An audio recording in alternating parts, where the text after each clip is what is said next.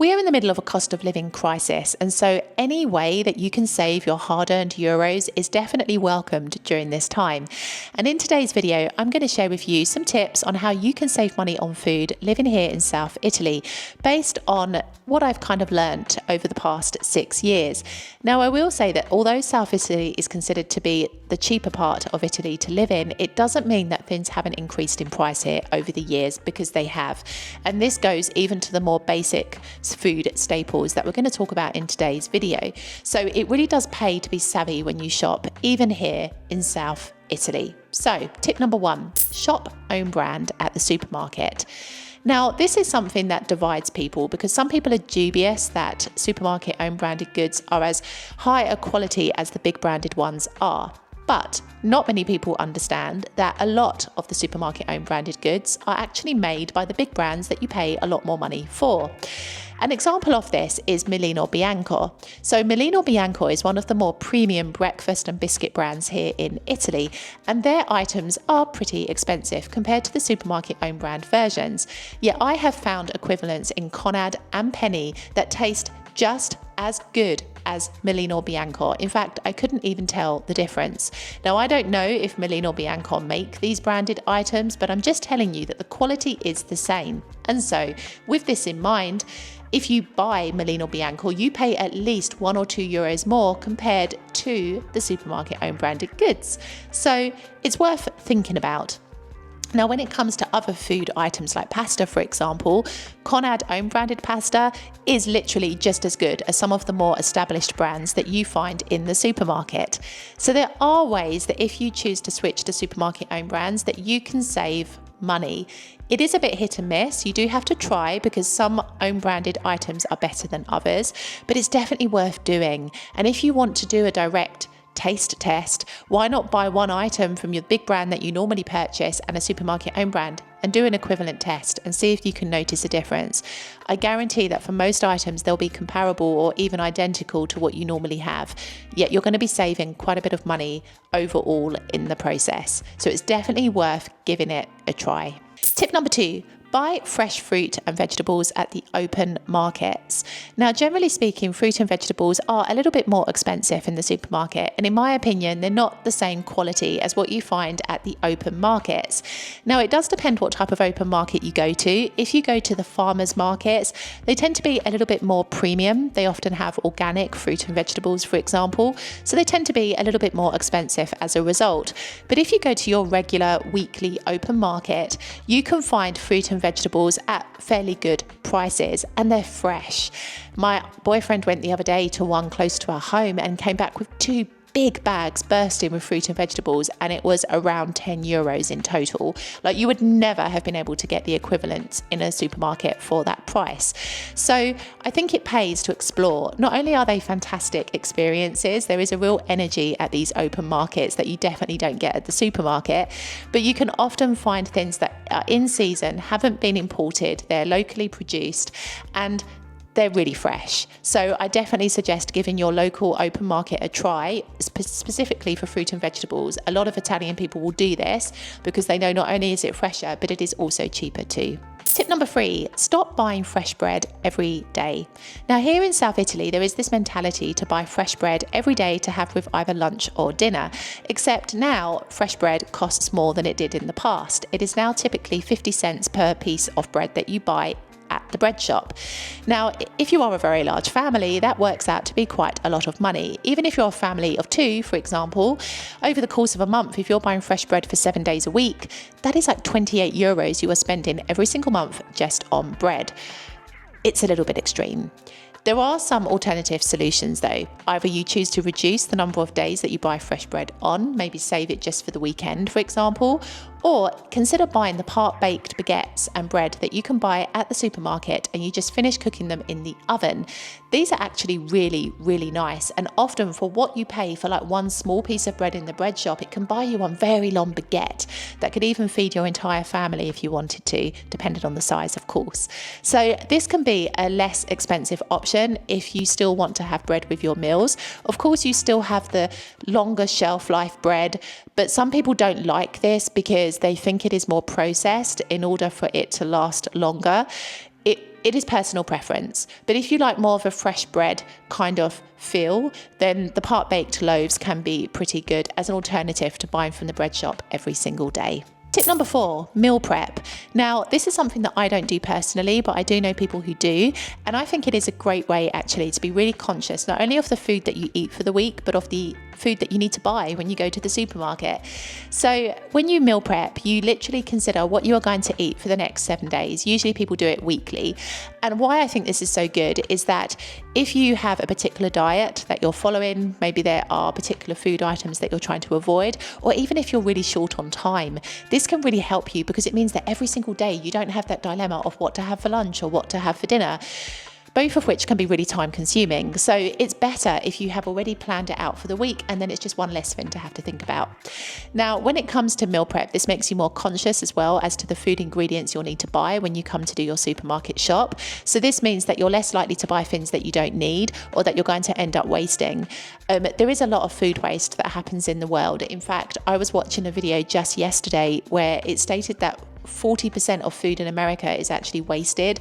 And this is really, really shocking. And even here in Italy, I think people do waste food. There is a mindset of trying to be more conscious of the food that you use and trying to not recycle, because you don't really recycle food, but trying to reuse food in other dishes to try to preserve it or to make it last longer. There is this kind of mindset that exists here, but it doesn't mean that people don't waste food, because they do. And a lot of times people waste food because they haven't properly planned what they want to eat for that week or how they're going to use the food that they have.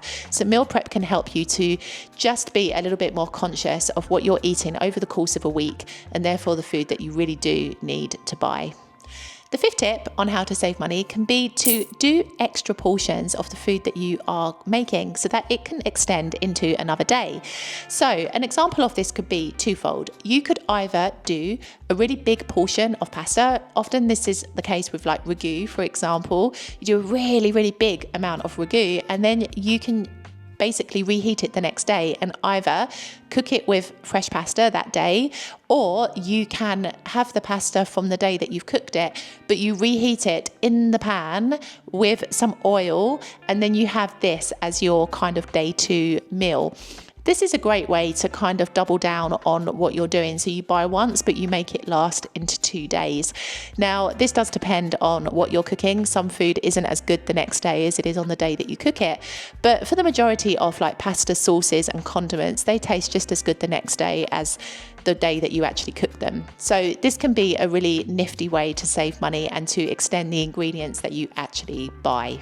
6th tip is that in the summer, especially when you go to the beach, go to the supermarket or go to a little delicatessens and buy some bread and get them to fill it with prosciutto or cheese and create your panino for the beach. People, when they go to the beach, might often go to the bar and buy some street food or buy a pizza to eat on the beach. And whilst this isn't very, very expensive, you are still spending more than you would if you were to buy a panino and eat it on the beach in that way. If you're really, really on a budget, then you can buy your fresh bread and buy yourself the individual items from the supermarket to fill it with. So you have a couple of options, but this is definitely a more inexpensive way to enjoy your time at the beach without having to go to the restaurant and without having to go to the bar and without having to pay an arm and a leg to do so. Tip number 7 is to go out after dinner. Now, I see a lot of people here in South Italy do this.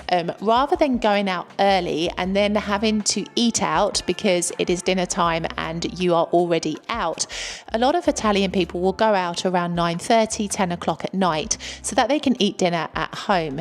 Now, this is actually a really, really clever thing to do, because although the restaurants aren't overly priced here, I will say that if you are eating out every single Saturday, for example, it does add up and it is money that could be spent on other things. Whereas if you decide to go out after you've eaten, or you do your kind of evening get-togethers or entertainment after dinner, generally speaking, you're going to save money in that respect. So I think this is another little handy tip. Arrange your get-togethers after dinner and you save money by not having to eat out as a result. Tip number 8. Consider fresh wine. Now, I do like a glass of wine. It's a favourite tipple of mine. But I will say that bottles of wine in the supermarket, although you can get cheaper ones, you could do better by buying fresh wine. There are actual shops here in South Italy that sell fresh wine from the barrel. So basically, they often have plastic bottles, or you can bring your own, and they will fill it with the fresh wine, and you pay by the amount of litres that you buy. This is really, really inexpensive. Like, you can buy a 2-litre bottle of wine, depending on the type, depending on whether it's red or white, for example, for under €4. This is 2 litres of wine, and it's really good wine as well because it's fresh and it's often locally or fairly locally produced. So this is another great tip, because yes, you could buy a €3 or €4 bottle of wine at the supermarket, but not only is it going to be less in terms of quantity, but sometimes it's not quite as nice as the fresh wine itself. So this is something else to consider. Fresh wine here in South Italy hands down beats any type of bottled wine. So definitely consider this if you're on a bit of a budget. You definitely get more for your money in this way. Tip number 9, consider changing supermarkets. Now, there are so many supermarkets here in South Italy. The best business to open here would be a supermarket. I really believe this. But sometimes it's worth just looking and shopping around at the best deals and offers. Now, in quite traditional terms here in South Italy, every supermarket tends to produce a flyer of offers that are often delivered to the different households across different parts of South Italy, showing you what is on offer in the supermarket at that time. Or if it's not delivered to your home, it's usually available in the supermarket itself. So you can identify what offers each supermarket has at any given time. This is a great way, for example, if you need to stock up on something in particular, to find out where it's cheaper to buy in that particular moment. And let's not forget, you've also got the cheaper supermarkets as well to shop at, Lidl and Penny being a couple of them, but there are others like Aldi, but these shops are not generally found in like Sicily, for example, and not really in South Italy, I don't think. Please correct me if I'm wrong, but when I lived in Salerno, there wasn't an Aldi, and I don't know if it exists in other parts of South Italy, but I definitely know that Aldi is more North Italy. But as I've said, correct me if I'm wrong. But there are discounted supermarkets that you can go to, and you can buy some really good things. My boyfriend doesn't like Lidl. I think this is because he doesn't believe that it's as good as an Italian supermarket. But I have a different opinion, because Lidl gives me an opportunity to sample food from different parts of the world. They often have themed weeks, like Mexican week, sometimes British week as well, Indian week, and you have a chance to buy food that you wouldn't necessarily be able to easily buy from any of the other supermarkets here. And also the price isn't bad either. Now, I don't know if I'd buy meat from there. That's something I'm not sure about, but certainly for like other produce, I've bought from there and I actually think it's good. And I also like how in Lidl they have the kind of weekly specials where they'll sell like household goods or plants or things like this. So you've always got an opportunity to pick up something extra in addition to your food shop. So I think Lidl can be a great place to consider. And there are lots of Lidls, even here in Palermo, there are a lot. So it is a popular supermarket, but I just think people have particular beliefs about supermarkets and people have their personal favourites. And so I think you just have to find the one that you like. But don't be afraid to mix and match a little bit. Like, we don't really have one particular supermarket that we frequent every single week. We go to different ones. It depends on our mood, on what we want. Occasionally I'll be able to drag my boyfriend into Lidl, but it's not every week. But yeah, don't be afraid to mix things up a bit. You don't have to be rigid. And I think actually having the flexibility means that you will always shop at the best prices as well. And my final tip actually concerns coffee. Now, coffee is actually pretty expensive here now in South Italy. In fact, I saw a box of coffee a few weeks ago in Conad that was like €17. This is ridiculous, because the really big boxes of like coffee capsules and pods used to be like €10 or under. So it's definitely increased in price. Even though this brand was like one of the best ones, it's definitely increased in price. An alternative that I want to offer you is to actually go to the individual coffee shops. So I'm not talking about the bars here. I'm talking about the shops that sell coffee, and they also sell like coffee machines as well to people. Those shops you will find pretty much in every single town or city, but they are fantastic because you can buy coffee that has often been produced locally, and you can buy Usually it depends. You can either buy boxes of that coffee already made, or you can request a quantity of coffee that you want. And you can buy like the cups, like for like Nespresso, for example, or you can buy the pods, which is what a lot of people have here, which go into the machines and produce the coffee in this way. So it really depends on the type of machine that you have. But this is a lot better than buying like Bourbon or like the really expensive brands in the supermarket, which, if you didn't already know, because I do have some insider information about coffee, Bourbon and these other brands, what you buy from the supermarket is not fresh. It's usually been produced quite a few months ago in the past, which is why it's got like they make it in a way that it has a really long shelf life. When you buy the coffee from these coffee shops, usually it's been made like a week before or 2 weeks before, and trust me, you really do notice a difference in flavour from coffee that has been produced 3 months ago to coffee that has been produced just 2 weeks ago.